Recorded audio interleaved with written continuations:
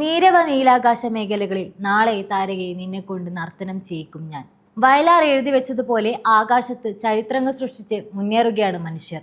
Sunitha Williams ഉൾപ്പെടുന്ന സംഘം ഇന്ന് ഭൂമി തൊട്ടപ്പോൾ പ്രതീക്ഷയോടെ കാത്തിരിക്കുകയായിരുന്നു ലോകം. മെക്സിക്കൻ ഉൾക്കടലിൽ ഫ്ലോറിഡയുടെ തീരത്ത് ചേർന്നായിരുന്നു landing. Butch Wilmore, Nick Hague, Alexander Gorbunov എന്നീ ബഹിരാകാശ യാത്രികരായിരുന്നു സുനിതയ്ക്കൊപ്പം ഉണ്ടായിരുന്നത്. ഒരു യാത്രയിൽ ഏറ്റവും കൂടുതൽ സമയം ISSൽ ചെലവഴിച്ച മൂന്നാമത്തെ വനിത, ഏറ്റവും കൂടുതൽ സമയം ബഹിരാകാശ നടത്തം നടത്തിയ വനിത എന്നിങ്ങനെ നിരവധി നേട്ടങ്ങളുമായാണ് സുനിത വില്യംസിന്റെ മടക്കം. 3 ബഹിരാകാശ ദൗത്യത്തിലായി ആകെ 62 മണിക്കൂർ 6 മിനിറ്റ് അവർ സ്പേസ് വാക്ക് നടത്തി. നാസയുടെ തന്നെ പെഗ്ഗി വിറ്റ്സൺ സ്ഥാപിച്ച റെക്കോർഡാണ് സുനിത മറികടന്നത്. ബഹിരാകാശത്തെക്കുറിച്ച് ഏറ്റവും കൂടുതൽ നഷ്ടപ്പെടുത്തുന്നത് എന്താണെന്ന് സുനിത വില്യംസിനോട് ചോദിച്ചപ്പോൾ എല്ലാം എന്നായിരുന്നു മറുപടി. നാസയിലെ സുനിതയുടെ ബഹിരാകാശ യാത്ര എങ്ങനെയാണ് ആരംഭിച്ചത്?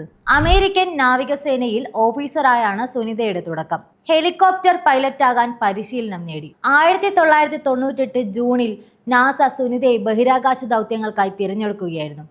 ആദ്യ ബഹിരാകാശ യാത്ര 2006 ഡിസംബറിൽ ഡിസ്കവറി സ്പേസ് ഷട്ടിലിൽ, രണ്ടാമത്തെ യാത്ര 2012 ജൂലൈയിലും. ഇപ്പോൾ പൂർത്തിയാകുന്നത് 3ാം യാത്ര. നാസയിൽ ഒരു ബഹിരാകാശ സഞ്ചാരിയാകുക എന്നത് എളുപ്പമുള്ള കാര്യമല്ല.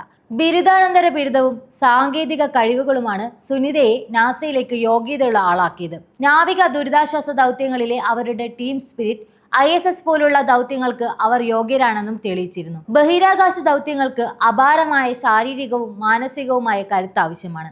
നാസയിൽ തിരഞ്ഞെടുക്കപ്പെട്ട ശേഷം സുനിത റോബോട്ടിക്സ് ബ്രാഞ്ചിൽ ജോലി ചെയ്യുകയും ISS റോബോട്ടിക് ആം, സ്പെഷ്യൽ പർപ്പസ് ഡെക്സ്റ്ററസ് മാനിപ്പുലേറ്റർ എന്നിവയിൽ ഗവേഷണം നടത്തുകയും ചെയ്തു. സുനിത വില്യംസിന്റെ ഭൂമിയിലേക്കുള്ള മടങ്ങിവരവ് ഗൂഗിളിലും ട്രെൻഡിംഗ് ആയിട്ടുണ്ട്. കഴിഞ്ഞ 24 മണിക്കൂറിനിടെ 50,000-ത്തിലധികം പേരാണ് സുനിതയെ ഗൂഗിളിൽ തിരഞ്ഞത്.